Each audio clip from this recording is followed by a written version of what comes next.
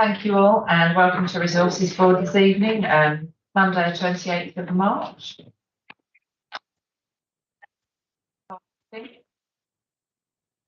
Get on with our agenda. Just to start the evening, I'll go through the evacuation procedure. We have some visitors in chamber. So there is a location planner with the exits and assembly points situated at the doors of this room. Please look out for that, but your nearest exits are through that way and through this way. On discovering a fire, please carry out the following: sound the alarm, attack the fire if possible and safe to do so using our appliance provided. And 3, on hearing the evacuate signal, please carry out the following: exit the building by your nearest safest exit. All visitors report to assembly point G. All staff report to their designated assembly points on Woolpack Way car park. Not leave the assembly point for any reason until told to do so by the incident controller or fire brigade officer. There isn't a scheduled evacuation plan, so if we do hear the evacuation signal, it is a real evacuation, and we will follow the lead from Chief Executive Steve Maxey. Okay, so that's the evacuation procedure. Agenda item 2, apologies for absence or members away on official business. I have apologies from Councillor Simpson, and I have a substitute of Councillor David Wright. I have Councillor Barry Dees, and substitute Councillor Bell, Councillor Deakin, substitute Councillor Hayden Phillips this evening. So welcome to those councillors that aren't normally part of the Resources Board. And I know that I have also had indication from Councillor Chambers who said she'd like to visit and speak this evening. That's absolutely fine. Lovely. Thank you. Are there any disclosable pecuniary or non-pecuniary interests? Good. Lovely. Thank you. And so moving on to the minutes of the Resources Board held on the 24th of January.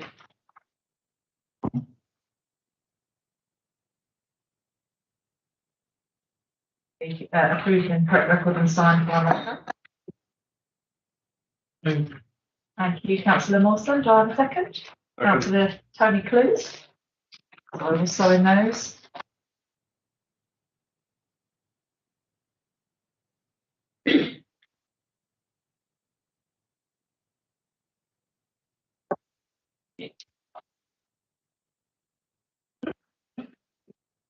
Participation of the public.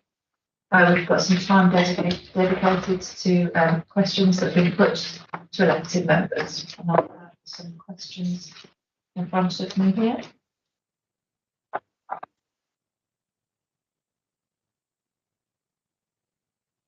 I've got a question from Keith Barnett. Is he here this evening to go through his question? No.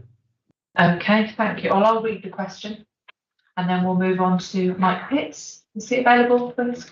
If you'd like to come down and read your question, do you want to take a chair? Thank you. I'll just read Keith's question whilst you're getting into position. So, as part of the recent decision to close Station Street public toilets in Acceston, the availability of the toilets in the leisure centre and Memorial Hall were cited as suitable alternatives. In response to the council's plans to form a leisure facilities local authority trading company, can the council please commit that access to public toilets in these facilities will not be reduced as a result of these changes? I'll hand over. I've got sort of a group answer at the bottom, so you want to go through your question? Yeah. Pitts. In view of the planned closure of the facility at the Ardiston bus station from the 1st of April, what will be the alternative proposals to provide toilet facilities to the public on the following dates when the alternative and free public venues like the leisure centre and council offices will be closed? Good Friday, these are dates in 2022 through to 2023. Good Friday this year, Easter Monday, May Bank Holiday, Spring Bank Holiday, Queen's Jubilee Bank Holiday, Late Summer Bank Holiday, Christmas Day, Boxing Day and New Year's Day. B, What additional street signposting will be provided directing people to the alternative toilet facilities in the town? C, what changes will be made to the various maps of the town, as well as the signage in the pay and display car parks, which currently show the only public toilets available in that are in the bus station? Will the disabled toilet in the Memorial Hall, which also includes a baby changing facility and which can only be accessed via a radar key, now be made available to all users?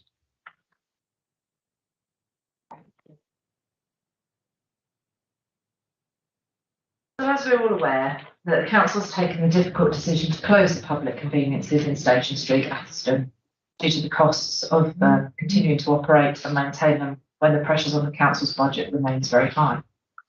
One of the reasons why this decision was taken was because alternative public facilities do exist at a short distance from the Station Street site, at the main council offices and Atherstone Leisure Centre. Both these provide safe, accessible facilities within fully staffed public buildings, free from the antisocial behaviour which affects the standalone public conveniences. These toilets are designed for disabled users and, as such, mean that suitable facilities remain accessible within the town centre, even following the closure of the Station Street sites. Those facilities will continue to remain open to the public on the same basis as they are now, once the local authority trading company has been established. New signage has already been commissioned to point residents and visitors to these alternative public facilities in the town. And in addition, the toilet facilities provided by the council at its own buildings. There are several private sector providers within Atherstone. Furthermore, although the public conveniences in Station Street will close at the end of March, the council is confident that through working with the private sector, an enhanced facility on that current site, which will include the provision of publicly accessible toilets, will be developed over the coming months. This, taken with the alternative facilities provided elsewhere within the town, will mean that the disruption over bank holidays will be kept to a minimum. Finally, there were further points raised ahead of tonight's meeting, which, although due to their timing and concept, were not able to be dealt with through the formal process. I'm happy to address some of those now. One questioner asked about the possibility of establishing a disabled people's forum, and I've already asked officers to investigate this further and report back with any recommendation. The second question was raised about grant applications for changing places facilities. This is something that the council had previously looked into, and indeed, a changing places facility has already been provided within North Warwickshire. The council believes that user-friendly facilities housed within existing public buildings are safer, cleaner, and more accessible, and that the council will explore the use of future grant funding to deliver such facilities on that basis.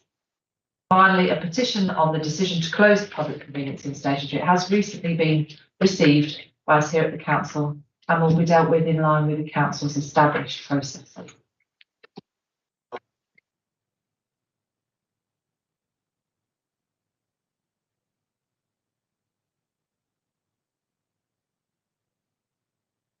I'd like to thank the public participation for providing questions into our board this evening, and now we'll move on to our agenda item number 6, which is the Hart Shared Service Partnership agenda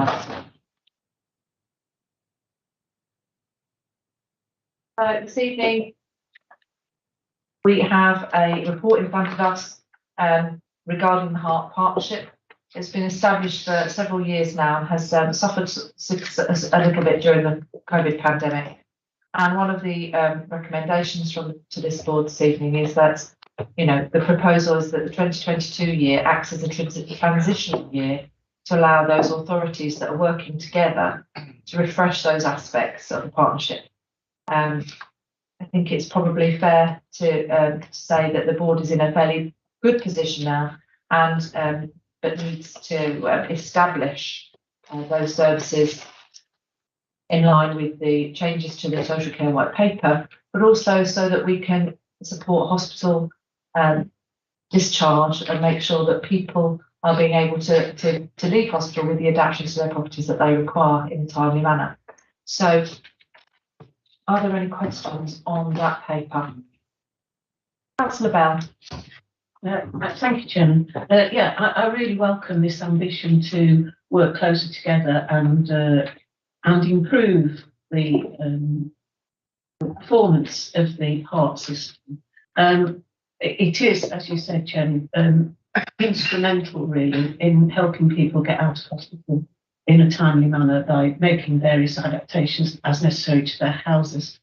I understood in the past one of the issues was that whilst they got capital funding, often from the government and from other sources, the issue was revenue funding in order to employ enough staff to meet the demand. And I just wondered if anyone knows if within this transition period that balance will be adjusted so that they can indeed meet the demand that's out there.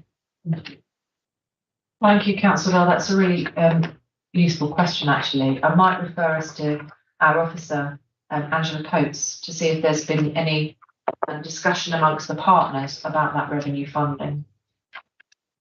Thank you, Chair. Yes, I mean, part of the way of increasing the revenue in order to support the staff structure is from fee income, which we gain from increased throughput.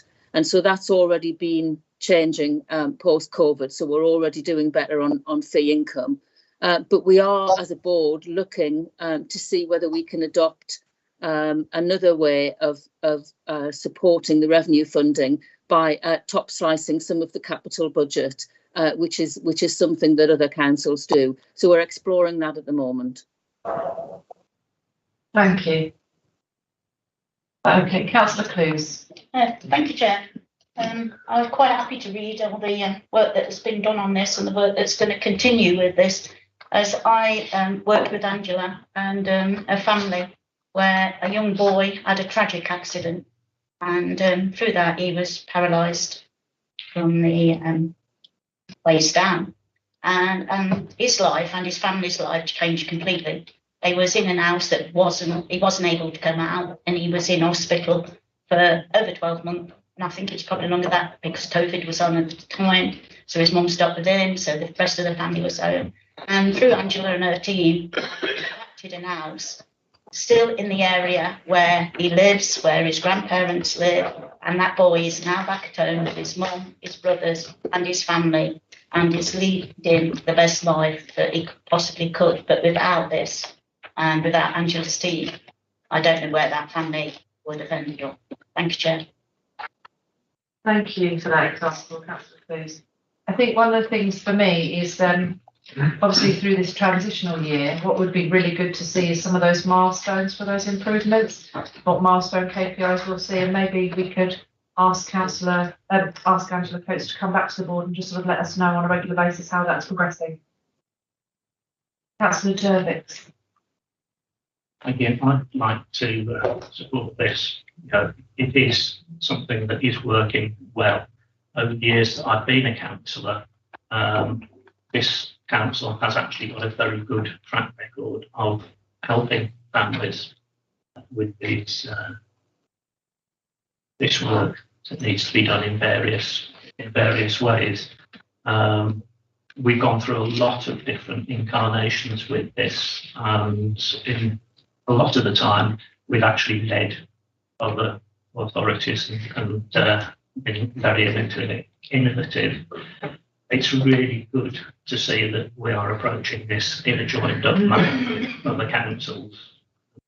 I would commend this report to the board.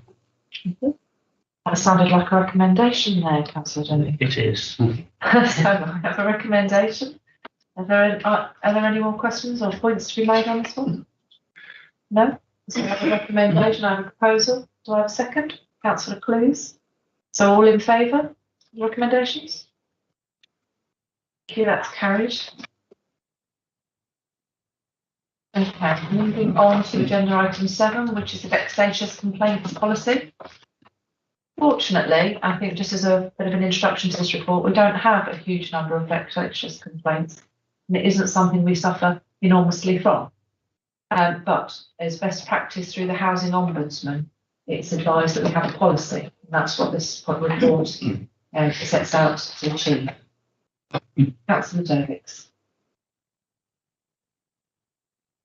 Thank you. I think this report, this policy has been a long time coming. I think we should have had it some time ago.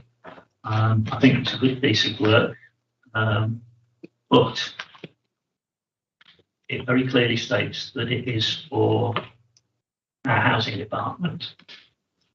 And I know there have been incidences over the year where there have been complaints that are vexatious, that are nothing to do with the housing department. They've involved either councillors, officers, or members of our staff in other departments. And I just wonder how well this policy sits with other policies that we've got. And if we haven't got one that covers the rest of our staff, why not? Can we do something about it? Because we should have it there ready for use. For the few, and it is only a few instances that we get these vexatious complaints. I think that's a fair point. I think in this instance, it is about housing and it is particularly written for that. Very clearly. But, you know, whether or not we take away an option to look at it in a more generic way and have a more standard policy for other areas, I don't see that that's a particular problem. I would propose that. Okay, so you're proposing that we approve this policy, but also add in that we look at other areas for a vexatious complaints policy. I am. Okay, I think that seems reasonable. Is that you seconding that, Councillor Alex? More than happy to second that. Thank you. So I've got a proposer and a seconder. All in favour? Lovely. Thank you very much. Moving on to agenda item 8, which is the street parking scheme for residents. This has come up in questions. Obviously, CPE and parking charging has been a focus over the last few months. And this is in response to a number of questions that the council have received regarding residents in particular areas where they have been using the council car parking and they don't have off-street parking of their own as part of their property. And they're using the car parking and having to use the app or go and get a ticket for the free period at the start of the day or the end of the day.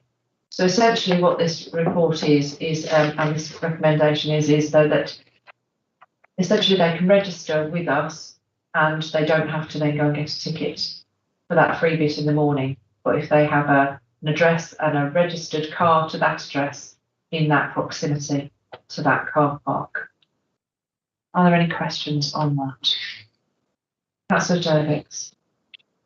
Sorry, this is getting to be a habit. I've got several questions about this. I'm not happy with the situation in any way at all. I can see that this is an improvement for a few of our residents, but I do have some questions.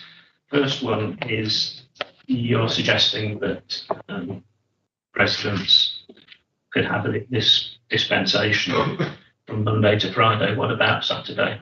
Some of them are shift workers on rolling shifts that actually change day each week. And it would seem reasonable to me that if we are going to give this to them from Monday to Friday, it should actually be Monday to Saturday. That is my first point. Can I just respond to that one? I can't see that should be an issue, but I will refer that to Richard Dobbs. Only because this is what we're giving them is what they have now anyway. They can park free of charge between 8 and 10 and 4 and 6 now. So I don't know why it's restricted to Monday to Friday. So it's a question I also have, but yeah. Okay, thank you. That was my first one. Then it says that the residents will be able to use one car park only. I'm hoping that means the one that is nearest to their residence, because it isn't explicit in this, and I would hate to come back later to find that some of them have been given access to a different car park.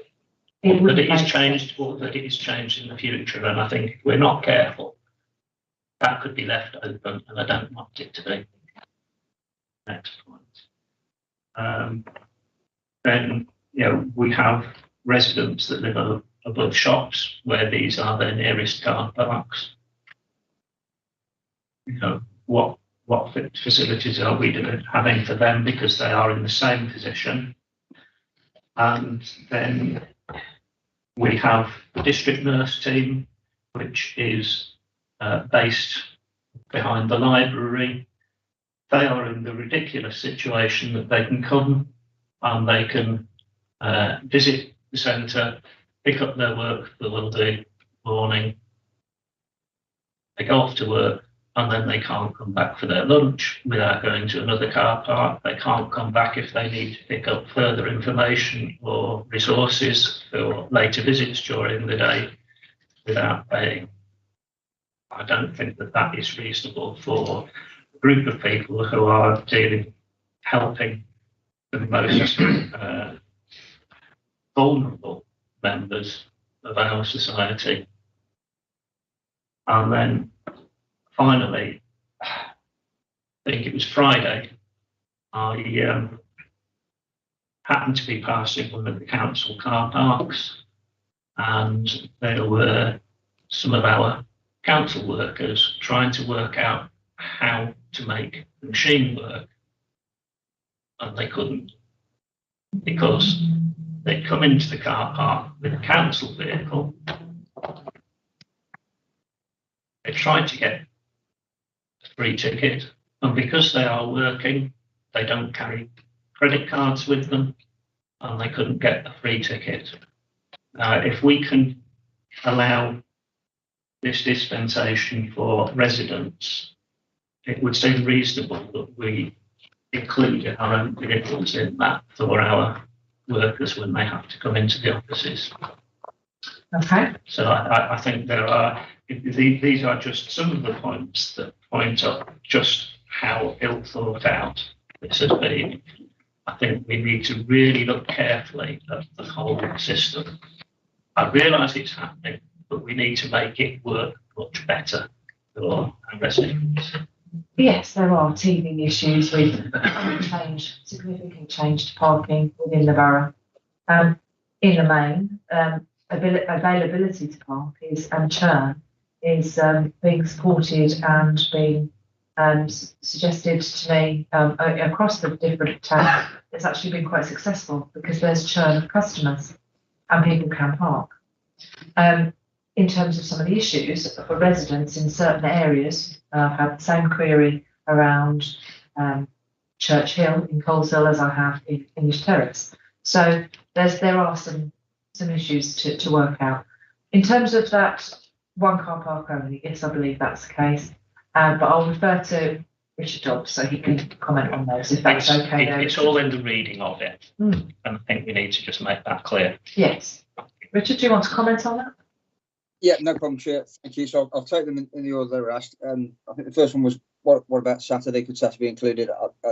Absolutely. I think you said that, Chair, that you think that's reasonable, so that this would cover Monday to Saturday in terms of the 8 till 10 and the 4 till 6. So if you're happy for that to be an amendment, then yes, we will do that. No problem. The suggestion in terms of which car park, we would expect the person to nominate a car park and to nominate the one that they want to use. And also, we don't think it's unreasonable that people could change if they think another car park will be more appropriate in the future. But what we're saying is that while this is in effect, you would only have one nominated car park. You wouldn't just be able to park in any long stay car park under this scheme. So you can't chop and change, but you can register a different one if you think that's appropriate to you. And we certainly won't be dictating to you which one you use. It is the one that you would want, and in most cases that will be the closest one to your property, we would suggest.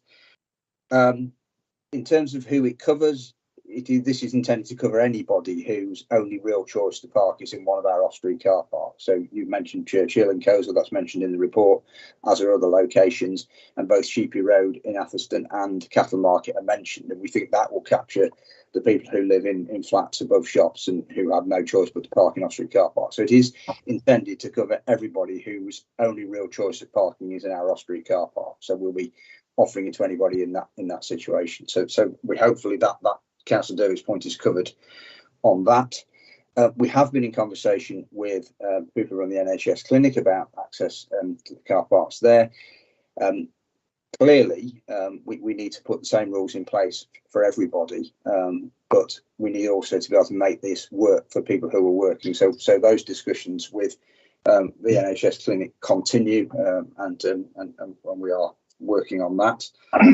And finally, in terms of council workers and council vehicles, you don't need a credit card to book a free stay. You do it in the machine by putting your registration number in, or you do it on the app. Everybody who works for us should be aware of that. We'll remind them, but there is no difference between how a council worker wanted to get a 2-hour free stay in the car park or a member of the public. So that shouldn't be a problem. So we'll address that, but that shouldn't be an issue, Chair. I think that was all the questions. Thank you. That's great. Just come back on that, please. Yeah. And that the machines do ask you for your credit card without giving Potentially, you. if you've pressed the plus button So and you've gone beyond your 2 hours. So we need to make sure that our staff know how that works, if that is the case. Councillor Moss. Chairman, assuming that all the card machines are the same, I use the one in Kingsbury quite frequently in the morning, just for fewer than 2 hours, and I just put my number in, and I don't use have a credit card with me, and it's not a problem. Thank you. No, that is how it's intended to work. I think if you press the blue plus button, and you'll go scrolling through and going for more than 2 hours, it would then ask you for payment. So it must be that they're asking for greater number of hours than the free of charge element. Thank you, Chairman. Are there any more questions on that one? If not, then I'll move that from the chair. No second, Councillor Wright, thank you. All in favour? 1, 2. And against?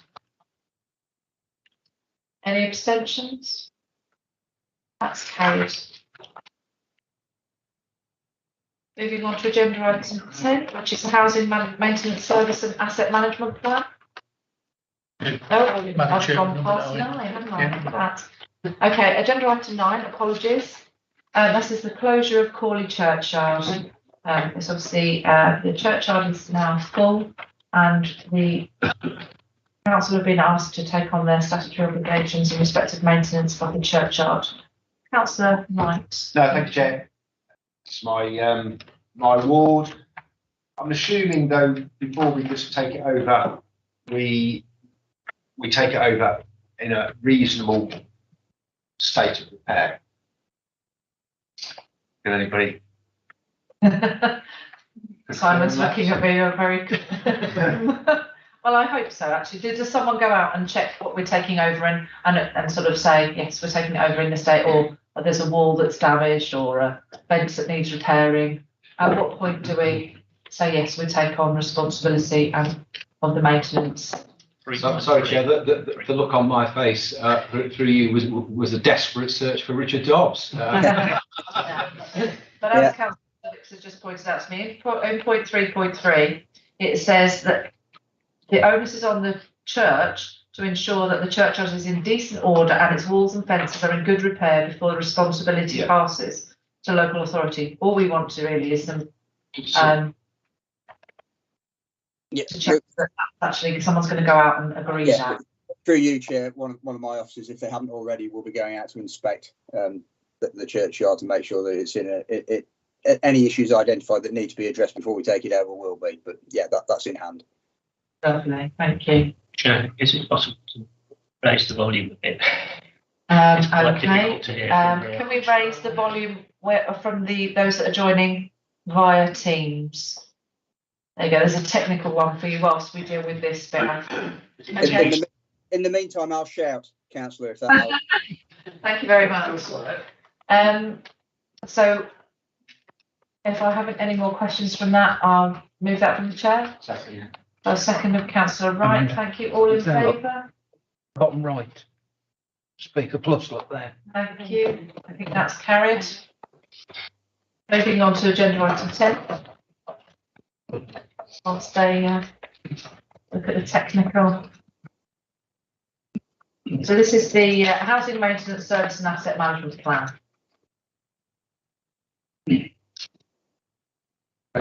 Chair, can we just ask for one to speak just to see the volume? Okay. Did you hear that, Richard? Testing 1 2 1 2. That's better. That's better. Brilliant. Too loud. It is louder. Thank you. Did somebody say that was too loud? Because Chief Executive, that is 2 now. Right, lovely. Moving on then to agenda item 10, which is housing maintenance service and asset management plan. Any questions on this report? Councillor Davies. Thank you. Thank you. Just 1 or 2 things that I've noted here. Paragraph 4.3, page 32. 2021 March. We had outstanding boiler safety checks for very good reasons. There were 12 of them. So my first question really is, where are we now? I realise that we're not quite to the end of the month, but are we in a similar position, or are there more that need to be done? Then on page 54, in 2017, we had 2,690. Councillor Davies. Page 54. 54. Yeah, that's the electronic pages, sorry. Sorry, you said 4.3, so I was looking at 4.3. That was page 32. This isn't, it is later on. Page 54. 54. Yeah. Yeah. It says that we have 2,690 properties. I just wonder how many we have now. And linked to that, on the next page, it says that between 2010 and 2018, we built 129 new houses, and that works out at an average of 16 per annum.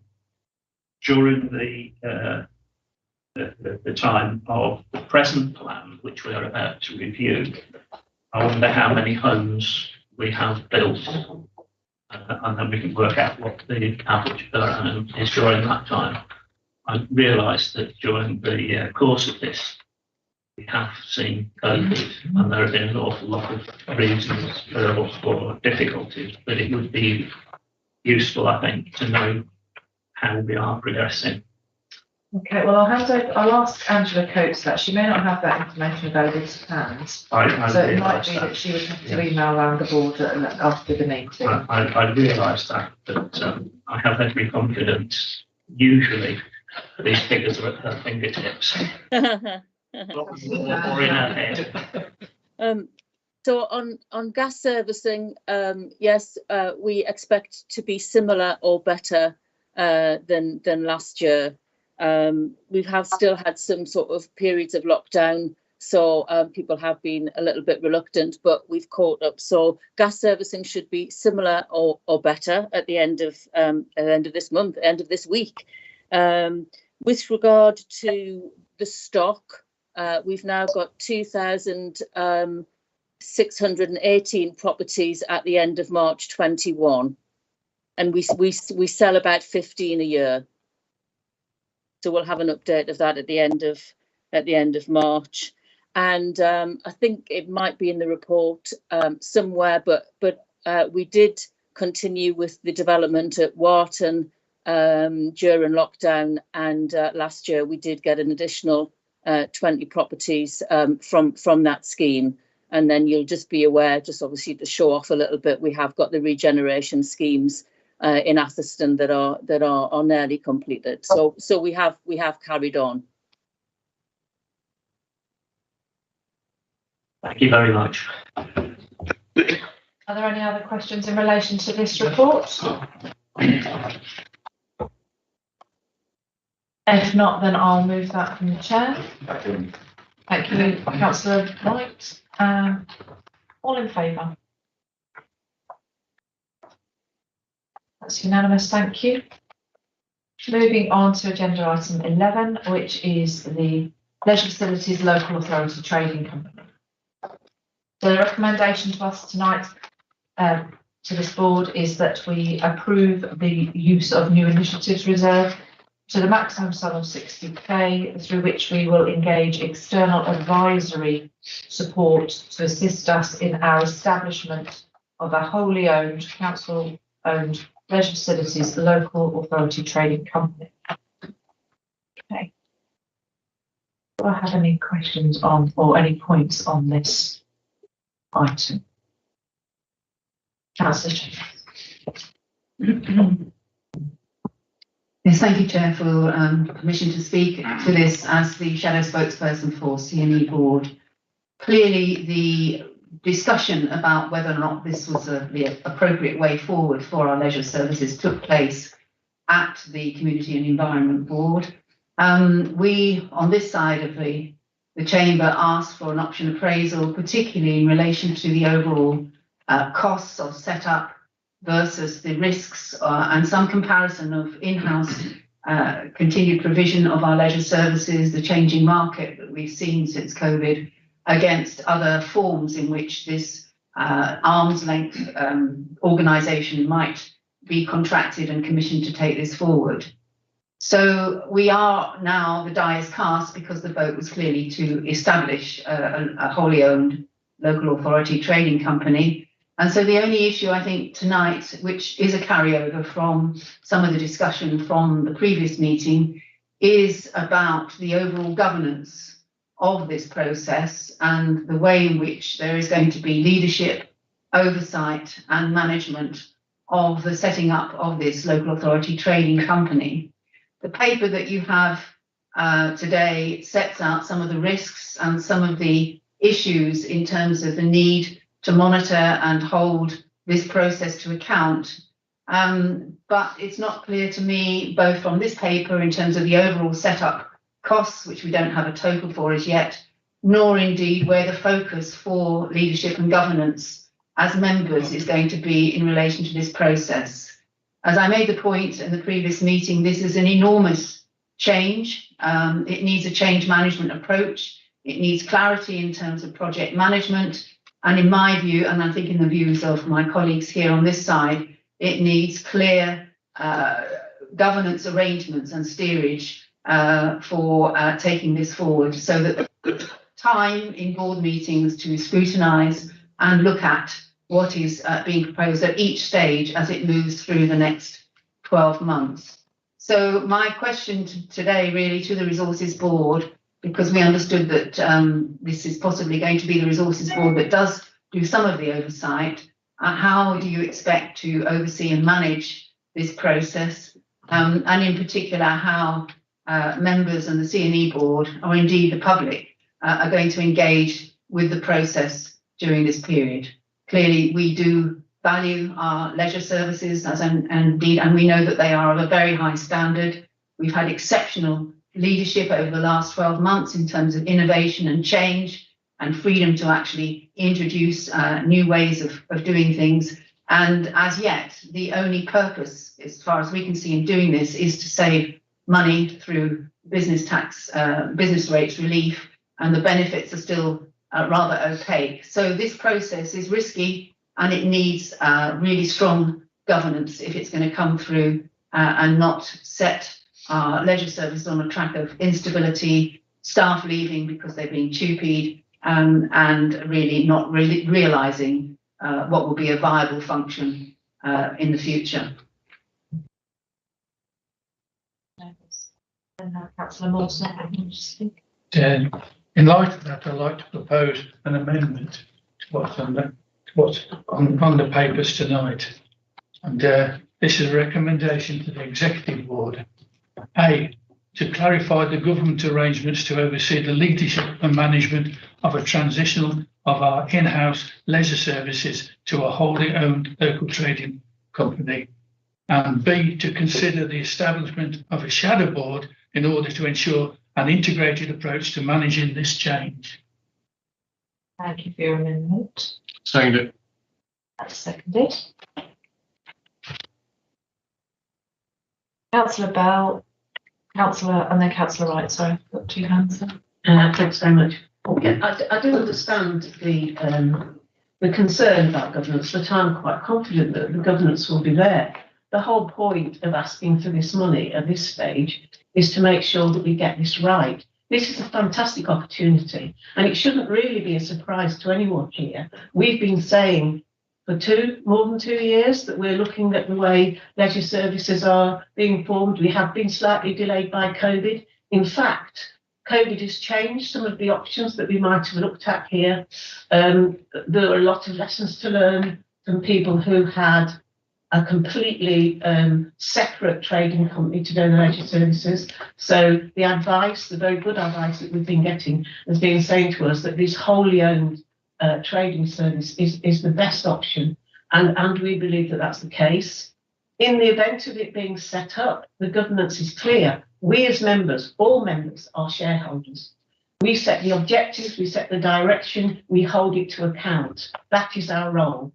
The directors, of course, will be directors of the trading company, but we're the ones that set the objectives.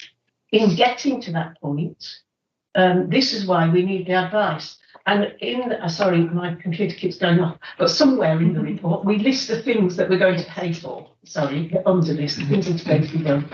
And all those things, that's just a starting point. All those things will be looked at by the relevant boards. Some of it will come to CNE board, some of it to resources, possibly some of it to exec board. I'm not sure exactly which ones are which. And let me make it clear, we're not doing this because our leisure services aren't working. We've got a really good leisure service going. They are very innovative. They're doing us proud, but they are costing us money.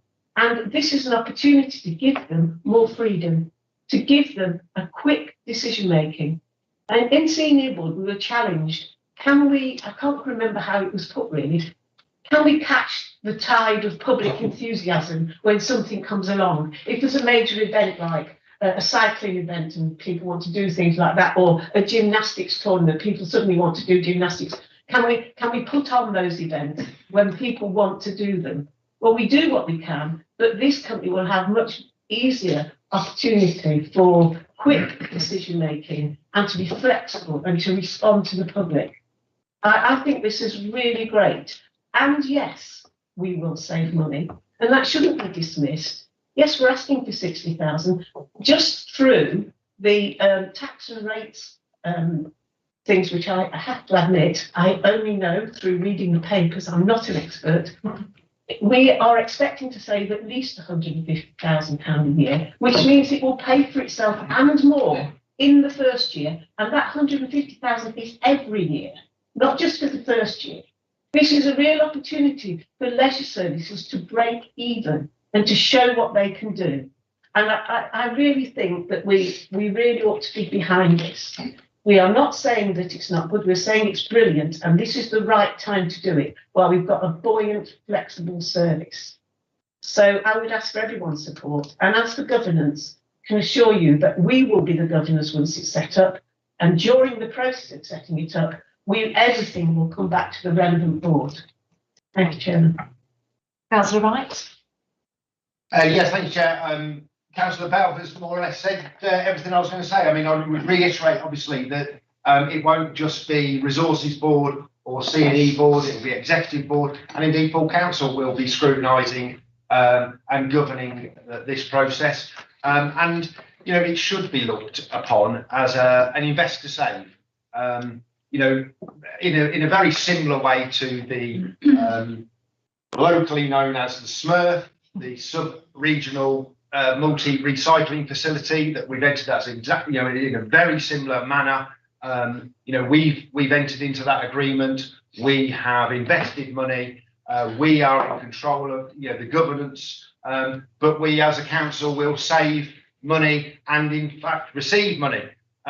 So it's all about making things more efficient. It's all about delivering better services at lower cost for the council taxpayer. And I am absolutely convinced that this is an excellent way to do it. And absolutely, we will be managing and scrutinising and governing this the whole way through, not just obviously the administration, but the whole of the council. And as Councillor Bell said, you know, it's a prime opportunity, prime time to do this. And and it remains within the control of the council. This is not subcontracting it out.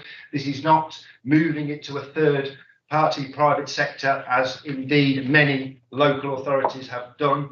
And it can have that can cause problems. But this is just an exercise whereby we form this company, a not-for-profit company, arm's length trading company. We as a council will have full control over that, the policies, etc. But we will save money that they could be reinvested into the service. So it's to me, it's a no-brainer. Thank you, councillor. Right, councillor Jennings. Thank you. It seems to me that both of the previous speakers have really missed the point. This isn't saying don't do it. What we're saying is that we should be forming a group to help this to go forwards in a joined up way, which will actually help to reduce costs. Councillor White, you stated that the Resources Board, the CME and the Exec Boards were all going to be involved in this. Now, wouldn't it be better if we had a group within the council that could take that all together instead of splitting it up between all the different people? We're talking about setting up the governance after or at the end of the process. Surely we should have some sort of overseeing group to make sure that that goes in the right direction, all lined up. Thank you for that. Yeah. I know that Councillor Chambers wants to come back on a couple of those points, and I just want to clarify before we do that. I think that it's really important that we understand that, and I do take your point that you think that having a separate body, but that is another separate board, where actually our boards are already set up to deal with their specialisms. So, for example, in this key action list, you've got things like SLAs drawn up with agreed services. That's very much in the purpose and role of C&E board. For example, board structure, performance management, the draft 5-year business plan. They're resources-based items, so that you're working with your board specialisms. This is an opportunity for us to set up a limited company that's run some of our services, to make them more agile, to make them more efficient, to make them more effective, and to do that within a smaller funding envelope, because we will actually save £152,000 a year in business rates by doing it this route. It isn't about not running our leisure services; it's about running them more effectively, more efficiently within the council. Wholly owned, not for profit, run by the council. So it gives the opportunity for those leisure services to be able to respond, as Councillor Bell said, to do more, to be more innovative, to actually give someone like Russell, who's running those services at the moment, more autonomy to deliver the services we want to see delivered at pace and at the right price. If we went through this process, we could be able to go after different grants, or there'll be benefits that we can't claim now as an organisation, and the tax benefits are what we're looking to receive here. A not-for-profit, wholly owned by this council, delivering set up it's a vehicle to set up this vehicle to deliver some of the ambitious plans that we set out in the budget. We've put £3 million capital in the capital programme for Polesworth Leisure Services. This is the sort of organisation that will be able to deliver the ambitions that we have to ensure that those services are much, much more widely reaching, responding to local need. So I just can't see a downside. We have the boards, we have the setup, we have each service board would have its relevant papers that are consulted on at each point. So I don't see the need to set up a further board to do a process that we're set up to do already. Resources on the financing, the contractual elements, the SLAs and the performance on the C&E board, and overarching scrutiny through exec. I think our structure already is allowing us to deliver that scrutiny. And I don't think there's an additional cost to do that. I think there'd be an additional cost to set up another board. some of the functions have to be done by particular boards because that's how they're constituted. So it would look at reconstituting elements of the council to make that change. And I don't think we need to do that, if I'm truthful, but we'll put your amendment if there aren't any further points, or if you'd like to, so I know that you did indicate you wanted to speak. I said you'd already spoken already, but I know you want to come back on some of those points. Yeah. Well, thank you, Chairman. It was just in relation to the process of splitting up these different responsibilities around what is quite a complex project management process to the different boards. And I must say that in other organisations, including the private sector, where you've got a big strategic change project management approach that's needed, which this is, most organisations would set up a clear project management structure. That project management and the manager in charge of that would be reporting to a single board of directors rather than into 3 different boards in which there is no complete oversight. And in the context of what has just been said about these are all fit for purpose in terms of the detailed scrutiny of this process, can I just ask where the business case will go? Because if you read the evidence around some of these ventures that have been done in the past, the key aspect that keeps going wrong when you get management consultants in is that they put a business case forward that really suits what the organisation wants, which is to prove optimistically and completely unrealistically about what growth they can expect in terms of the business that they are setting up. And actually, within 6 months, the whole thing comes crashing down. So I do think there's a need for clear oversight, some integration of the Resources Board, C&E Board, and the Executive Board to actually oversee this process. And so please could I ask then, where is the business case for this venture that will determine whether or not we have viable assumptions underlying this company? Who will actually look at that in this current arrangement? Thank you. Well, the board that look after leisure services is C&E, and obviously the financial elements are resources. Overarching is executive. That is your overarching place, and full council. Simon, as our officer, supports across the board, and they are, you know, through the officer team, as we did with the MRF. You know, the financial elements came to resources, which is a huge undertaking on our behalf, the MRF. And the sort of operational elements went via C&E. I can't see that it should be any different in this instance. It's exactly what we've done before. But sorry, Simon might have a different comment to make on that. Sorry, through you, Chair. Not necessarily a different point to make, but just for clarification, really, there are 2 separate things. There's a business case that requires to be approved by the council before you can set up and trade through a local authority trading company. And I would anticipate that business case, because it's got to meet the Treasury Green Book requirements. I'm happy to be struck down by the Chief Executive, but I would see that going to the Executive Board to make that overarching decision. This is the right thing for the council to do. The business plans associated with the company itself, I would see being heavily scrutinised by C&E Board for the points that you make. That's absolutely right. They understand the mechanics of this, and I would see them going there. Thank you. Are there any further questions or points before we? Oh, Councillor Wright. Yeah, thank you, Chair. Look, you've answered the question, and Simon has also answered a couple of questions around exactly that, about going to the individual boards, and that's the most efficient way. Councillor Dervick says, I've missed the point. I haven't missed the point, Councillor Dervick. You missed the point. And it doesn't surprise me that the opposition there want to introduce another layer of bureaucracy and try and delay. You know, this is about making leisure services more efficient, and doing it in the most efficient way with all the scrutiny there. So I haven't missed the point, Councillor Dervick, but as I say, it doesn't surprise me that the opposition benches want to introduce layers of bureaucracy, trying to kick this into the long grass. For whatever reason, I don't know, but I am confident that this administration will deliver the efficiencies, deliver better services for less money.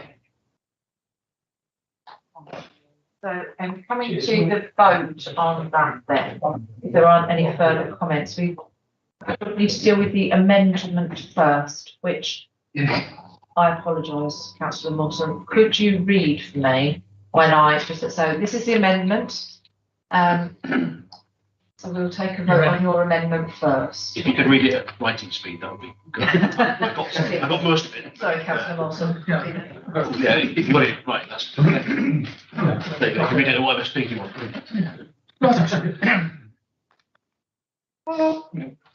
Recommended to the executive board, this proposed amendment is A, clarify the government arrangements to oversee the leadership and management of the transition from our in-house leisure services to a wholly owned local authority trading company, and B, to consider the establishment of a shadow board in order to ensue the integrated approach to managing this change.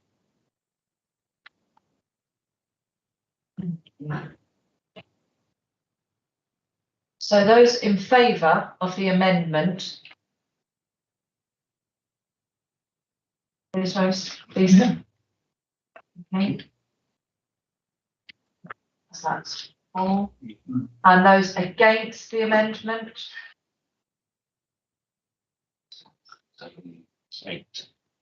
That's fallen. So if we go back to vote on the. I was going to move the recommendation as printed. Thank you. Second, so moved and seconded by Councillor Wright and Councillor Bell. All in favour of the original motion as printed. And those against? Thank you.